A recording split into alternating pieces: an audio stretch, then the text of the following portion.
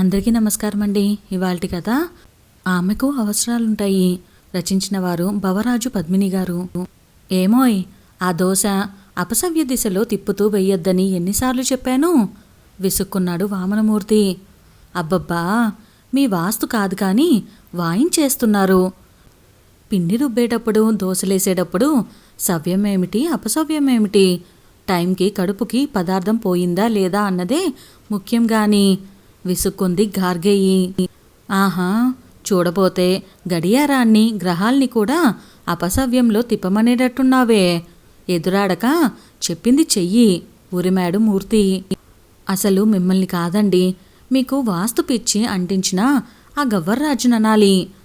హాయిగా ఉద్యోగం చేసుకునేవారు మానేసి ఇప్పుడు కంచంలో వాస్తు, కుంచంలో వాస్తు అని వేపుకు తింటున్నారు. ఇల్లు కాలిందని ఒకడేడుస్తూ ఉంటే ఎక్కడా నా చుట్టకు నిప్పంటించుకుంటా అన్నాడట ఒకడు.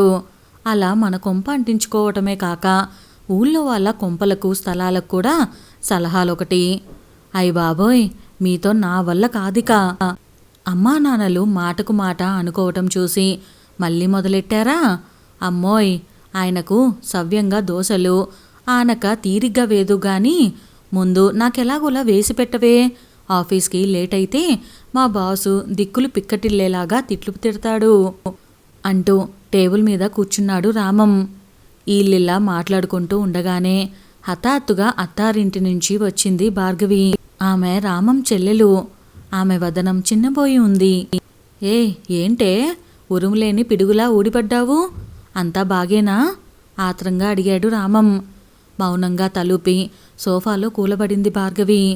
ఏమే, నువ్వు ఇప్పుడొచ్చావంటే నిన్న మంగళవారం రాహుకాలంలో బయలుదేరుంటావు. వారం వర్జం చూసుకోక్కర్లా గసిరాడు వామనమూర్తి. అట్ల కాడిచ్చుకు ఊచిపుచ్చుకు ఒకటి కొడితే వెళ్ళి శూన్యంలో పడతారు. అక్కడ బాగా వెతుక్కోవచ్చు దిక్కులు ముహూర్తాలు.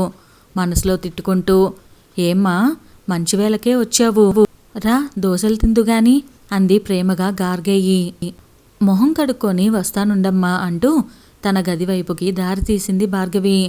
సరేనే, నాకొక అర్జెంట్ మీటింగ్ ఉంది, సాయంత్రం కలుస్తా, రెస్ట్ తీసుకో మరి అంటూ భార్గవితో అన్నాడు రామం. మోభావంగా తలూపి లోనికెళ్ళింది భార్గవి. తల్లి కొడుకులు ప్రశ్నార్థకంగా ఒకరి ముఖాలొకరు చూసుకున్నారు. చూడండే, దానికేదో దిగులు పట్టుకున్నట్టుంది. ఇవాళ హాఫ్ డే లీవ్ పెట్టొచ్చేయ్, నువ్వొచ్చాక విషయం కడుపుదాం, అందాక విశ్రాంతి తీసుకొని స్కూటర్ స్టార్ట్ చేస్తున్న రామంతో అంది గార్గేయి. సరేనమ్మా అంటూ కంగారుగా బయలుదేరాడు రామం.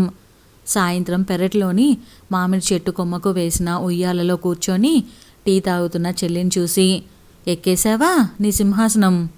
అమ్మా, నాకు నీ చేత్తో కాస్త టీ ఇద్దు అంటూ చెట్టు కిందున్న చేప్తా మీద కూలబడ్డాడు రామం. అన్న మాటలకు చిన్న నవ్వు నవ్వి మళ్ళీ తలంచుకొని టీ తాగసాగింది భార్గవి. ఇప్పుడు చెప్పరా, ఏమైంది? బావ నీతో ప్రేమగా ఉంటున్నాడా? ఏదైనా గొడవైందా? లాలనగా అడిగాడు రామం. ఆ మాటలకు కళ్ళల్లోకి గిర్రున నీళ్లు తిరిగ్గా అన్నను చూసి చప్పున తలదించేసుకుంది భార్గవి. నీ సమస్య ఏదైనా ఉంటే నాతో చెప్పరా, అలా ఏడుస్తూ ఉంటే పరిష్కారాలు దొరకవు కదా, మాట్లాడు ఉయ్యాల దగ్గరికెళ్ళి చెల్లితో అన్నాడు రామం.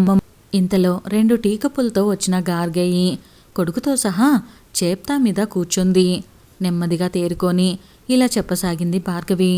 అమ్మా, అమలాపురం సంబంధమని, పద్ధతైన కుటుంబమని మీరు చెప్పగానే విని వాళ్ళ కోరిక ప్రకారం చేస్తున్న టీచర్ ఉద్యోగం మానేసి మరీ ఆయన్ని పెళ్లి చేసుకున్నాను. అన్నీ బానే ఉన్నాయి, కానీ డబ్బు జాగ్రత్తకి పిసినార్తనానికి మధ్య చిన్న గీత గీస్తే మీ అల్లుడు మాధవ పిసినారనే అంటా నేను. ప్రతిదానికి లెక్కలు, రోజు కుక్కర్లో పెట్టే బియ్యం నుంచి కూరలు పళ్ళ దాకా కూడా ప్రతీదీ ఇంతలోనే తేవాలి అనుకుంటారు. పుచ్చో చచ్చో రాత్రి సంత మూసే వేళకెళ్ళి ఆయనే అన్నీ తెచ్చి పడేస్తారు. చాలా విసుగ్గా ఉంది చెబుతూ 1 నిమిషం ఆగింది భార్గవి.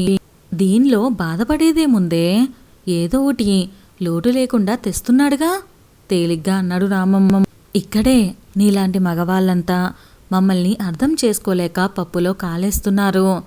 మీ ఇష్ట ప్రకారం అన్నీ అమరిస్తే చాలని అనుకుంటారు కానీ మాకు ఇష్టాలు అవసరాలు ఉంటాయని గుర్తించరు. ఉదాహరణకు నీకొక సంఘటన చెప్తాను విను. గత 30 ఏళ్లుగా మా మామిడి తోటలో కాపురం ఉంటున్న నమ్మకంగా పనిచేసే హనుమంతు కూతురి పెళ్లి కుదిరింది. పెళ్లికి డబ్బు తగ్గిందని ఒక 50,000 చేబదులు అడిగాడు. ఈయన ససేమిరా అన్నారు. నోటు రాసిస్తానని వాడు కాళ్ళా వేళ్ళ పడినా కరగలేదు. ఊళ్ళో అక్కడ ఇక్కడ ప్రయత్నించినా కుదరక చివరికి పీటల దాకా వచ్చిన పెళ్ళి ఆగిపోయే పరిస్థితి వచ్చింది. అందరూ గుడ్లప్పగించి చూస్తూ ఉంటే ఒక ఆడపిల్ల జీవితం పాడవకూడదని నా చేతికున్న బంగారు గాజులు తీసి ఇచ్చి సర్దుబాటు చేశాను. అవి కూడా మీరు పెట్టినవే. అంతే 3 రోజులు పెద్ద రాద్ధాంతం చేశారు. నీకేంటి సంబంధం అంటూ అత్తింటి వారంతా కలిసి నానా మాటలు అన్నారు. కొత్త కాపురం కదా, చిన్న విషయాలు పెద్దవి చేయటం ఎందుకని మీ దాకా రానివ్వకుండా సర్దుకున్నాను. నెల తిరిగేసరికి హనుమంతు కుదవ పెట్టిన నా గాజులు విడిపించి తెచ్చి నా కాళ్ళ మీద పడి కృతజ్ఞతలు చెప్పాడు. అప్పుడు నా మనసులో కలిగిన సంతృప్తిని మాటల్లో చెప్పలేను. ఇంకోసారి నాతో పాటు చదువుకున్న కావేరి అమలాపురంలో తమ అత్తవారింటికి వస్తే భోజనానికి పిలిచాను. ఆమె వెళ్ళాక ఇంకెప్పుడు నాకు చెప్పకుండా ఎవరిని భోజనానికి పిలవకు. ఇవాళ మనం పిలుస్తాం, రేపు వాళ్ళు పిలుస్తారు. మళ్ళీ వచ్చిన వాళ్ళకి జాకెట్ గుడ్డలు చీరలు అనవసరం మొహమాటాలు, నాకు ఇలాంటివి నచ్చవు అన్నారు కటువగా. ఆశ్చర్యంగా ఉంటుందేమో కానీ ఆయనకు పెద్దగా స్నేహితులే ఉండరు. పిలిచి భోజనం పెట్టాల్సి వస్తుందేమో అన్న బెంగేమో. అసలు స్నేహాలే చెయ్యరు. నా స్నేహితులు చుట్టాల్ని రానివ్వరు. ఇది నా పరిస్థితి మాత్రమే కాదు, ఎంతోమంది ఇల్లాల పరిస్థితి కూడాను. మాకు నోటికి ఏదన్నా హితవుగా తినాలనిపిస్తుంది వండుకొని. ఇంద్రధనసు రంగుల్లాగా వారానికి 7 కూరలు ఏరుకొచ్చి ఇవే వండాలంటే ఎలా? పాలు పెరుగులు లెక్కగా వాడాలంటే ఎలా? మాకు భర్త కొన్న చీర కాకుండా నచ్చిన చీర ఎంచుకొని కొనాలనిపిస్తుంది. మార్కెట్లో ఏవైనా చిరుతిళ్ళు కనిపిస్తే తినాలనిపిస్తుంది. ఎండలు మండుతుంటే వీధిలోకొచ్చిన సోడా తాగాలనిపిస్తుంది. సరదాగా ఓ సినిమాకో షికారుకో వెళ్ళాలనిపిస్తుంది. చుట్టుపక్కల వాళ్ళు శుభకార్యాలకు ఏవైనా చందాలు కావాలని అడిగితే 10 పరకో ఇవ్వాలనిపిస్తుంది. ఇరుగు పొరుగు అమ్మలక్కలతో ఏదైనా పెళ్లి పేరంటానికి వెళ్ళినప్పుడు వాళ్లకు ఏదైనా కానుక ఇవ్వాలనిపిస్తుంది. ఇవే కాదు, ఈ రోజుల్లో అదనంగా ఏదైనా పని చెప్పినప్పుడు పని మనుషులు పాలవాళ్ళు అదనంగా డబ్బివ్వాలని ఆశిస్తున్నారు. దసరా పండుగకు మా ఊళ్ళు ఇవ్వాలని పోస్ట్ మ్యాన్ దగ్గర నుంచి పాలవాళ్ళ వరకు ఆశిస్తున్నారు. వీటికి భర్త డబ్బు ఇవ్వనప్పుడు ఒక ఇల్లాలికి ఇవన్నీ ఎలా సమకూరుతాయి? పోనీ లేదా పోదా అంటే కలిగిన వాళ్ళే ఉండి ఇంత పిసినార్తనం ఎందుకో తెలియటం లేదు. ప్రతిదానికి చేయి చాచటం లేదనిపించుకోవటం నాకు చచ్చే సిగ్గుగా ఉంది. ఆ పిసినారితో నాకు చాలా కష్టంగా ఉంది. కళ్ళొత్తుకుంటూ అంది భార్గవి. ఓస్ ఇంతే కదా, దానిదేముంది? నెలకో 2,000 నీ అకౌంట్లో వేస్తాను. అవి నీ భర్తకు తెలియకుండా నీ ఖర్చులకి వాడుకో, సరేనా అన్నాడు రామం. చుర్రున చూసింది భార్గవి. చూడన్నా, కొన్నాళ్ళు నువ్విస్తావు సరే, ఆ తర్వాత ఎవరిస్తారు? కష్టాలున్నాయని చెప్పి మీ దగ్గర డబ్బు దండుకోవటానికి నేనిప్పుడు ఇక్కడికి రాలేదు. ఆ మాటకొస్తే ఒక భర్త బయటకు వెళ్ళి ఉద్యోగం చేస్తే అతని కష్టానికి ఒక విలువ కట్టి జీతమిస్తారు. మొత్తం ఇంటినంతా నడుపుతూ తెల్లారి లేస్తే శుభ్రంగా సర్దటం దగ్గర నుంచి కావలసిన పదార్థాలు వండి వార్చటము, బాత్రూంలు కడగటం దాకా నానా చాకరీ చేసే ఇల్లాలి కష్టానికి ఏ విలువ కట్టరు. ఇంతని లెక్కగట్టి డబ్బివ్వరు.